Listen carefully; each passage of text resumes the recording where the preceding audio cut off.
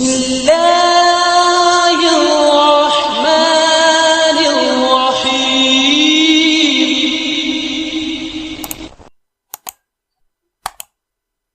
الحمد لله نحمده ونستعينه ونستغفره ونؤمن به ونتوكل عليه ونعوذ بالله من شرور أنفسنا ومن سيئات أعمالنا من يهده الله فلا مضل له ومن يضلله فلا هادي له ونشهد أن لا إله إلا الله وحده لا شريك له ونشهد أن سيدنا وسندنا وشفيعنا وحبيبنا وأولانا ومولانا محمدا عبده ورسوله أرسله الله تعالى بالحق كافة للناس بشيرا ونذيرا وداعيا إلى الله بإذنه وسراجا منيرا. أما بعد فأعوذ بالله من الشيطان الرجيم. يا أيها الذين آمنوا اتقوا الله وكونوا مع الصادقين. وقال تعالى والصادقين والصادقات. وقال تعالى فلو صدقوا الله لكان خيرا لهم. وعن ابن مسعود رضي الله تعالى عنه عن النبي صلى الله عليه وسلم قال إن الصدق يهدي إلى البر وإن البر يهدي إلى الجنة وإن الرجل ليصدق حتى يكتب عند الله صديقا وإن الكذب يهدي إلى الفجور وإن الفجور يهدي إلى النار وإن الرجل ليكذب حتى يكتب عند الله كذابا. متفق عليه أو كما قال عليه الصلاة والسلام. صدق الله مولانا العظيم وصدق رسوله النبي الكريم ونحن على ذلك لمن الشاهدين ومن الشاكرين والحمد لله رب العالمين. محترم سامعین کرام، یہاں کچھ آیات ہم نے تلاوت کی اور ایک حدیث پاک مختصر سی تلاوت کی گئی جس میں سچائی کے متعلق اللہ نے اور اللہ کے رسول صلی اللہ علیہ وسلم نے بیان کیا ہے. پہلی آیت جس میں اللہ تعالیٰ فرماتے ہیں یا ایھا الذین آمنوا اتقوا اللہ، اے مومنو اللہ سے تقوی حاصل کرو. تقوی کا ایک ترجمہ علماء نے ڈر اور خوف کیا ہے کہ اللہ کا ڈر اختیار کرو، اللہ کا خوف اختیار کرو. لیکن یہاں ڈر اور خوف سے مراد وہ ڈر اور خوف نہیں ہے مثلا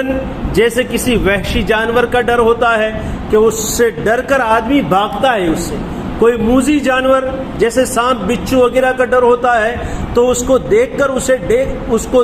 آدمی اس سے ڈر کر بھاگتا ہے. تو یہاں ایسا ڈر مراد نہیں ہے جو انسان کو اس سے دور کر دے. یہاں وہ ڈر مراد ہے کہ اللہ سے ایسا ڈر اور ایسا خوف اختیار کرو جو تمہیں اللہ کے قریب کرے. مطلب یہاں اس کا یہ ہے کہ اللہ سے تقوی اور اللہ کا ڈر اور اللہ کا ایسا خوف اختیار کرو جو ڈر، جو خوف اور جو تقوی تمہیں اللہ کے حکموں پر، اللہ کے بتائے ہوئے اعمال کے کرنے پر مجبور کر دے. یعنی اللہ کا ایسا ڈر اور اللہ کا ایسا خوف جس کی وجہ سے جس خوف اور ڈر کے ذریعے سے انسان کے دل میں اعمال کا شوق پیدا ہو، اللہ کی اطاعت و فرما برداری کا شوق پیدا ہو، اس کو تقوی کہتے ہیں. اور تقوی کا ترجمہ ڈر اور خوف بھی کیا جاتا ہے. مقصود یہاں یہ ہے کہ انسان اپنے دلوں کے اندر اللہ کی وہ عظمت اور اللہ کے احکام کی وہ عظمت پیدا کرے جو اسے عمل پر مجبور کر دے. یہاں پر بعض علماء نے اس تقوی کا ایک مطلب محبت بھی لکھا ہے کہ اللہ کی ایسی محبت پیدا کرو جو تمہیں اللہ کی اطاعت پر اور اللہ کے احکام کے بجا لانے پر مجبور کر دے. تو یہاں یہ مراد ہے یا ایھا الذین آمنوا اتقوا اللہ، اے لوگو اللہ کا ڈر اور تقوی اختیار کرو. وکونوا مع الصادقین، اور سچوں کے ساتھ ہو جاؤ. یہاں کونوا مع الصادقین سے مراد یہ ہے کہ اللہ کے وہ بندے جو ایمان میں پختہ اور سچے ہیں اور ان کے ایمان کی پختگی اور سچائی کی وجہ سے وہ ولایت کی بلندیوں پر پہنچے ہوئے ہیں، ان کے صحبت میں اور ان کے ساتھ رہو تاکہ تمہارے اندر بھی اللہ کی اطاعت اور فرما برداری کا جذبہ ان کی صحبت کی وجہ سے پیدا ہو اور کل جنت میں تم بھی صدیقین کے ساتھ ہو جاؤ، یہ مراد ہے اس سے۔ اور آگے دوسری آیت میں اللہ فرماتے ہیں والصادقین والصادقات، یہ سورہ احزاب کی ایک آیت کا ایک ٹکڑا ہے جس میں جس آیت کی شروعات ہے ان المسلمین والمسلمات والمؤمنین والمؤمنات سے، اور درمیان میں یہ صفت کا یہاں ذکر کی گئی والصادقین والصادقات، یعنی سچے مرد اور سچی عورتیں۔ یہاں بھی سچائی سے وہی مراد ہے کہ سچائی یعنی اپنے ایمان کی پختگی میں سچائی پیدا کرو، ایمان میں ایسی سچائی پیدا کرو جو تمہیں اللہ کے اوامر پر، اللہ کے حکموں پر ڈال دے، ایمان میں ایسی سچائی پیدا کرو جو تمہیں اللہ کی اطاعت اور فرما برداری پر مجبور کر دے۔ آگے تیسری آیت ہے فَلَوْ صَدَقُوا اللَّهَ لَكَانَ خَيْرًا لَهُمْ، یہ سورہ محمد کی ایک آیت ہے جس میں اللہ تعالیٰ فرماتے ہیں کہ اگر وہ اللہ کے ساتھ سچائی کا ارادہ کرتے تو ان کے لیے یہ چیز بہتر تھی۔ تفسیر مفسرین نے لکھا ہے کہ یہ آیت دراصل منافقین کے بارے میں نازل ہوئی کہ انہوں نے اپنے ایمان کا اظہار تو کیا لیکن وہ اپنے ایمان میں سچے نہیں تھے، اور اسی وجہ سے وہ کفر پر باقی رہے، اور ان کا حشر کل قیامت کے دن کفار کے ساتھ ہی ہوگا، مومنین کے ساتھ نہیں ہوگا۔ تو یہاں پر یہی کہا کہ اگر وہ اپنے ایمان میں سچے ہوتے لکان خیر لہم، یعنی یہ ایمان ان کو نفع دیتا دنیا میں بھی اور موت کے بعد کی زندگی میں بھی، لیکن انہوں نے اپنے ایمان میں سچائی کا ارادہ نہیں کیا تو اب یہ چیز ان کے لیے بہتر نہیں ہوئی، نہ وہ ایمان ان کا نہ دنیا میں انہیں نفع دے سکا اور نہ کل قیامت کے میدان میں نہ آخرت میں ان کو اس سے نفع ہوگا۔ آگے اللہ کے پیارے حبیب حضرت محمد الرسول اللہ صلی اللہ علیہ وسلم کی ایک حدیث ذکر کی گئی ہے۔ ابن مسعود رضی اللہ تعالیٰ عنہ روایت کرتے ہیں حضرت رسول اللہ صلی اللہ علیہ وسلم سے، فرماتے ہیں کہ اللہ کے پیارے حبیب حضرت رسول اللہ صلی اللہ علیہ وسلم نے ارشاد فرمایا ان الصدق ینجی، ان الصدق یہدی الی البر، جب آدمی سچائی کا ارادہ کرتا ہے اور اپنی ہر بات میں سچا ہوتا ہے تو وہ سچائی اسے نیکی تک پہنچاتی ہے۔ سچائی آدمی کو نیک کاموں پر ابھارتی ہے، اس لیے کہ ویسے ہی کسی سچ بات کو